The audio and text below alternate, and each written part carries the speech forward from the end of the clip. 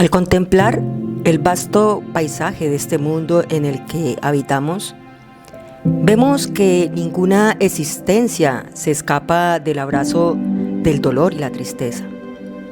Este sufrimiento se gesta en la sombra de una mente que ignora su esencia divina, una mente que no se observa a sí misma, una mente dominada por el ego.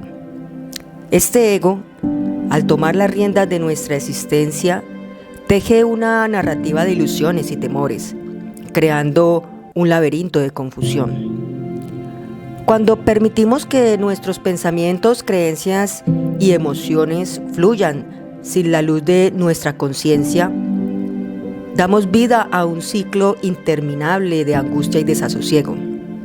Esta carga que llamamos culpa inconsciente es la resistencia a aceptar lo que somos. En el reino del pensamiento se manifiesta como juicio. En el reino de la emoción se convierte en sombras de negatividad. Vamos a explorar en este video la culpa inconsciente, cómo la alimentamos, las resistencias que surgen día a día. Asegúrate de ver el video hasta el final para que no te pierdas las técnicas eficaces para superar el sufrimiento que nos acongoja día a día. Al negar la esencia de nuestro ser, nos sumergimos en la ilusión de haber atacado lo divino, como si en la penumbra de nuestra ignorancia un eco de dolor reverbera en el alma del universo. Creemos que merecemos castigo por haber negado al ser, por haber atacado la esencia divina. Esa propia creencia se materializa en un ciclo constante de ataques. Somos atacados y atacamos a los demás. Creemos que el ataque es fortaleza porque tuvo efectos. Por eso, la manera en la que nos liberamos de la culpa es poniendo la otra mejilla, que no significa ser masoquista, significa mostrando que la ilusión no tiene efectos.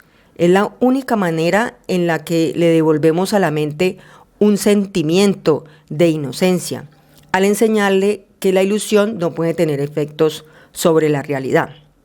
Por eso la forma en la que interactuamos con los demás nos lleva a perdernos más allá en la ilusión o a recobrar la cordura. Cada vez que condenamos a alguien por las fantasías que estamos soñando, estamos dándole realidad en la mente al sentimiento de culpa, porque consideramos que la ilusión prevalece sobre la realidad. La intensidad del sufrimiento o culpa inconsciente depende del grado de resistencia al momento presente de lo que somos. Y esta, a su vez, depende de la fuerza de la identificación con la mente, con el ego. La mente siempre busca negar nuestra verdadera naturaleza como seres espirituales. Por eso niega el ahora, escapando del presente en cada momento.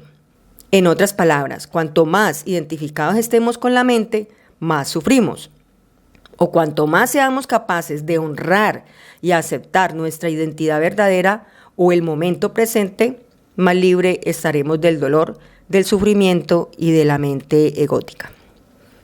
Mientras seamos incapaces de acceder a nuestra fuente divina, a la presencia, al poder del ahora y de perdonar pues las ilusiones, cualquier dolor emocional que experimentemos dejará un residuo de sufrimiento que permanecerá en nosotros. Se funde con el dolor del pasado y se aloja en la mente y en el cuerpo. Esto, por supuesto, incluye el dolor que sufrimos de niños causado por la inconsciencia del mundo en el que nacemos. Este dolor acumulado, la culpa inconsciente, es un campo de energía negativa que ocupa el cuerpo y la mente. Es como una entidad invisible con derecho propio. Tiene dos formas de ser, latente y activo. Un cuerpo del dolor o culpa inconsciente puede estar latente el 90% del tiempo.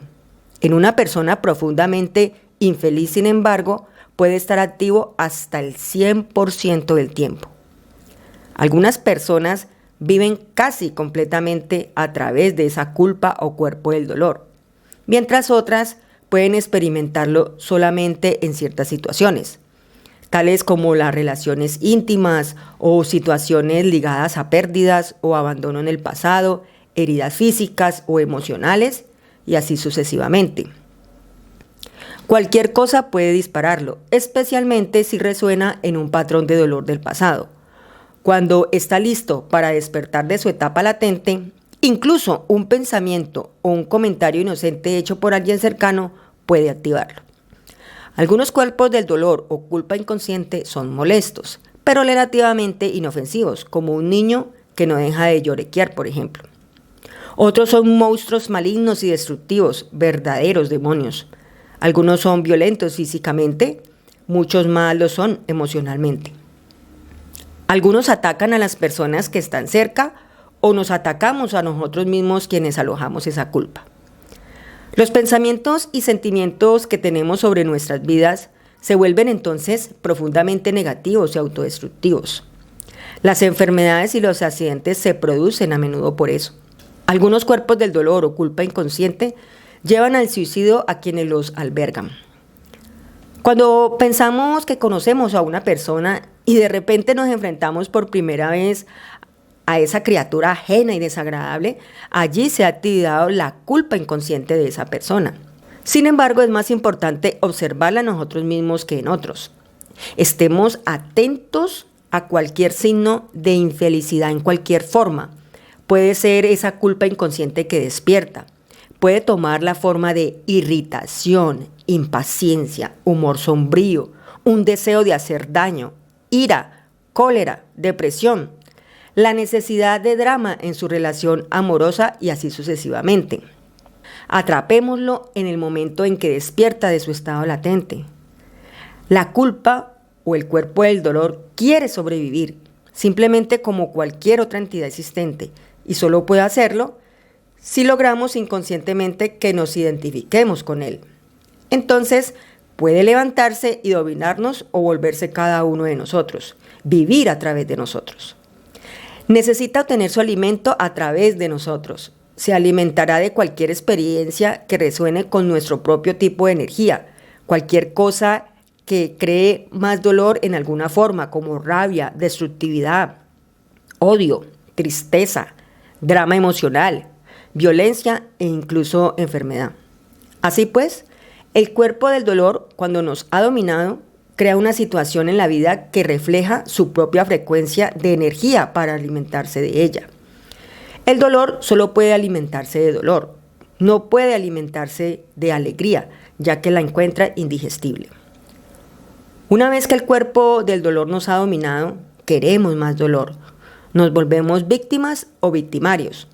Queremos infligir dolor o sufrirlo, o las dos cosas. De hecho, no hay mucha diferencia entre ellas. No somos conscientes de esto, por supuesto, y afirmaremos vehementemente que no queremos sufrir. Pero observemos detenidamente y descubriremos que nuestros pensamientos y nuestra conducta están diseñados para conservar el dolor en nosotros mismos y en los demás. Si nosotros fuéramos verdaderamente conscientes de ello, el patrón se disolvería, porque querer más dolor es demencia y nadie está demente conscientemente. El cuerpo del dolor, que es la sombra oscura que proyecta el ego, tiene miedo a la realidad de la luz de la conciencia. Tiene miedo de que lo descubran. Su supervivencia depende de la identificación inconsciente que tenemos con él, así como del miedo inconsciente a enfrentar el dolor que vive en nosotros.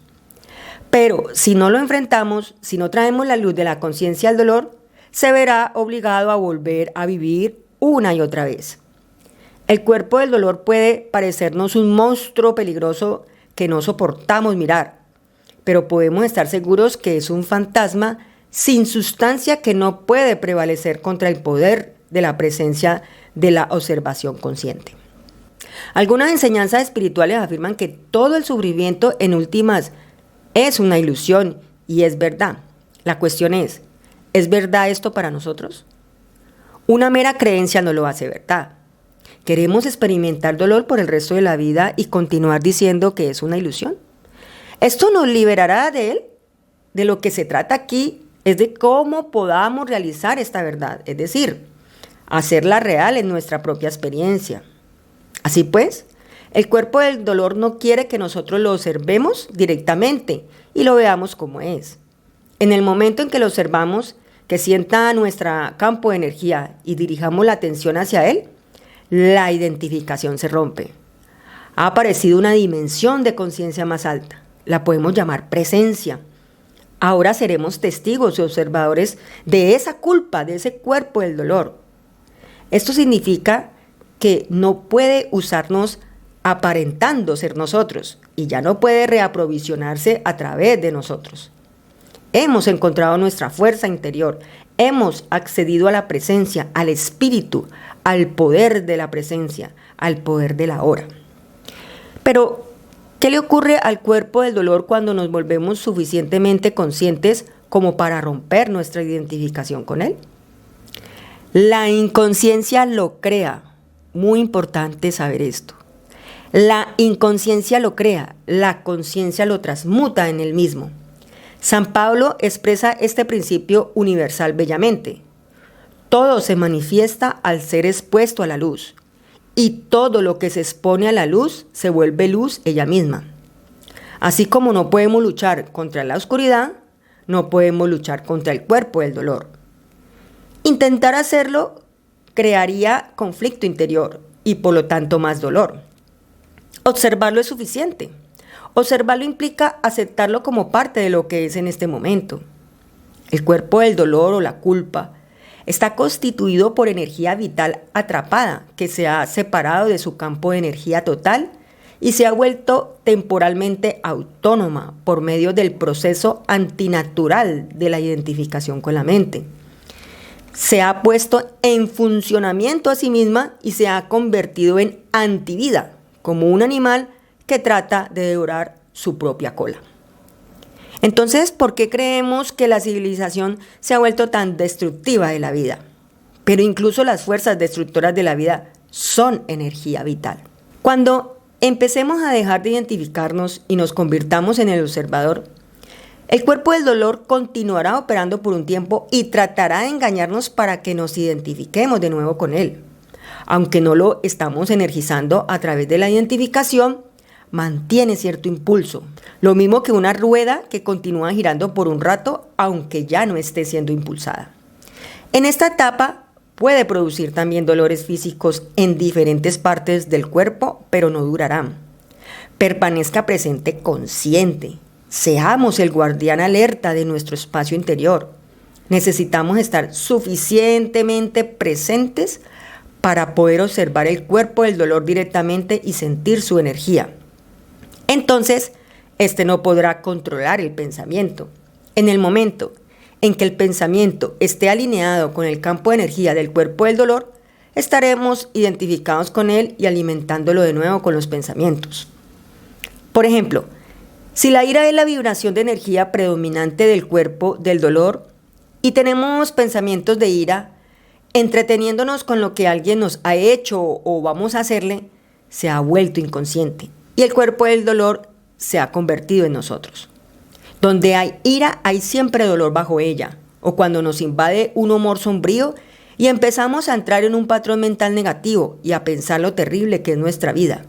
El pensamiento se ha alineado con el cuerpo del dolor y nos hemos vuelto inconscientes y vulnerables a su ataque. Inconsciente significa estar identificados con algún patrón emocional o mental. Implica una ausencia total del observador. La atención consciente sostenida corta el lazo entre el cuerpo del dolor y sus procesos de pensamiento y efectúa el proceso de transmutación. Es como si el dolor se volviera combustible para la llama de la conciencia, que por consiguiente arderá con más brillo. La ruptura interior es curada y volvemos a ser completos. Nuestra responsabilidad entonces es no crear más dolor. Permítame resumir el proceso. Enfoquemos la atención en el sentimiento que hay adentro de nosotros. Reconozcamos esa culpa inconsciente que nos remueve el alma. Aceptemos que está allí. No pensemos en esa culpa.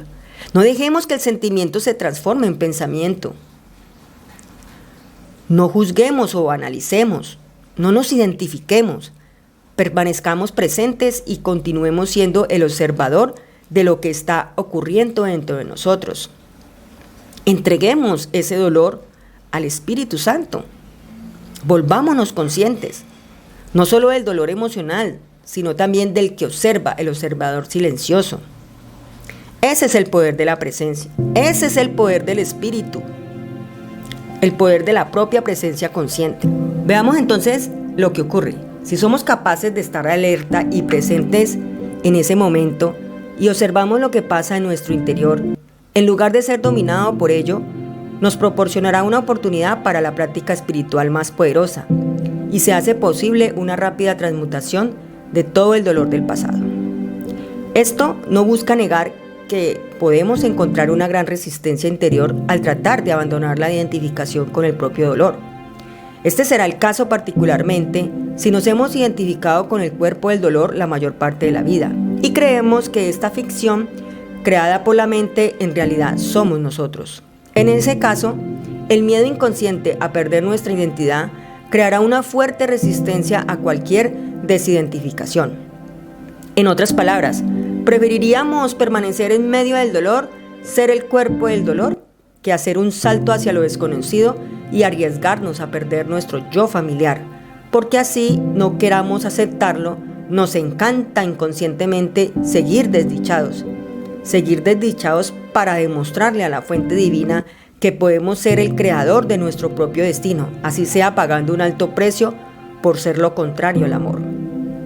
Observemos la resistencia que se da en el interior, observemos nuestro apego al dolor propio, estemos muy alerta, observemos el placer peculiar que se deriva de ser desdichados, observemos la compulsión al hablar al respecto o pensar en él. La resistencia cesará cuando lo hagamos consciente. Entonces podremos concretar la atención en el cuerpo del dolor, estar presentes como testigos e iniciar su transmutación. Solo podemos hacer esto nosotros mismos.